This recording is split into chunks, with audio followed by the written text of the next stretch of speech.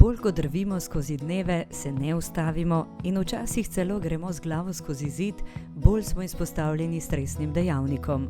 To so lahko povsem običajne stvari, kot so vsakodnevne službene ali študijske obveznosti, ki pa nas obremenjujejo.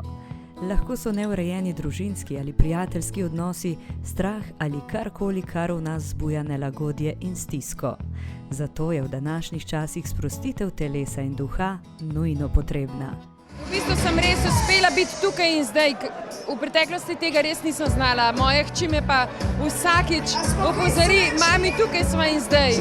In to je res neprecenljivo. Ni pomembno, kaj se dogaja zunaj, pomembno je, kaj se dogaja v nas samih. Da to ugotovimo, nam lahko pomaga tudi meditacija. Za mnoge je ta še zmeraj nekaj nenavadnega in nepoznanega. Se pri meditiranju potopi v mirne in prijetne globine, kjer so prisotne velika skladnost, ravnomesje in umirjenost. To je čudovito stanje izjemno blagodejnega notranjega miru. Stanje globoke, zelo prijetne in zdravilne umirjenosti, ki odstrani strah, tesnobo, nemir in negativna čustva. Ta izkušnja čudovite globoke umirjenosti raztopi stres in napetost. Sprostimo se lahko tudi ob poslušanju prijetne glasbe ali ritmov, ki so nam všeč. Tisti, ki jih glasba, prepevanje in igranje spremlja že od malih nog, dobro poznajo ta občutek. Glasba mene, povem, da tudi kolega spremlja od malih nog, od glasbene šole, ki sem začel v prvih razredih osnovne šole, pa potem v srednji šoli sem igral v skupini glasbenih, ki je bila v šoli, pa pol naprej zdaj še zmeraj. Je to nekaj, lahko si slabe volje, lahko te nekaj težije, ko greš enkrat na špil, je čisto drugo. Kaj pa tebi glasba pomeni, kaj ti daje? Ja, eno veliko zadovoljstvo, ne? In zato tudi, ker pač od otroštva, ne, bom rekel, od začetka me je spremljalo vedno. Umirimo in sprostimo se lahko tudi ob dejavnostih, ki nas veselijo, a si zanje moramo vzeti čas. Dobra knjiga, ki nas popelje v nek drug svet, ali odličen film, ki nas nasmeji.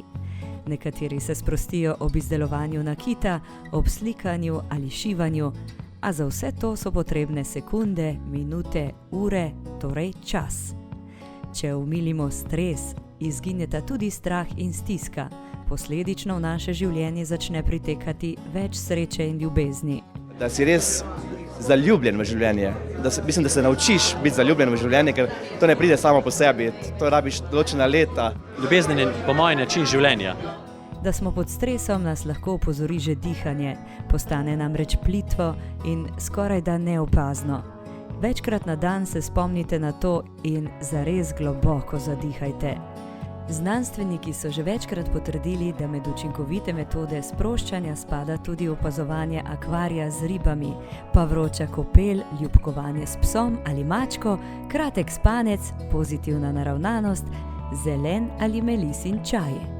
Ljubezen je vse. Ja, v prvi vrsti pa ljubezen. Do sebe, potem pa še do naših bližnjih. Če v sebi gojimo in negujemo ljubezen, to prav gotovo vpliva na zmanjšanje stresa in večjo sproščenost nasploh v življenju. Vse je ljubezen, ne? In ljubezen je pozitivna vrednota življenjska. To je pa seveda tudi pojem, ki se še vedno razvija in to je nedokončana zgodba, ljubezen je neomejena. Je pa vsak človek individuum zase in zato mora vsak poiskati svoj način sprostitve. Karkoli pa že počnete, pa naj bo iz ljubezni.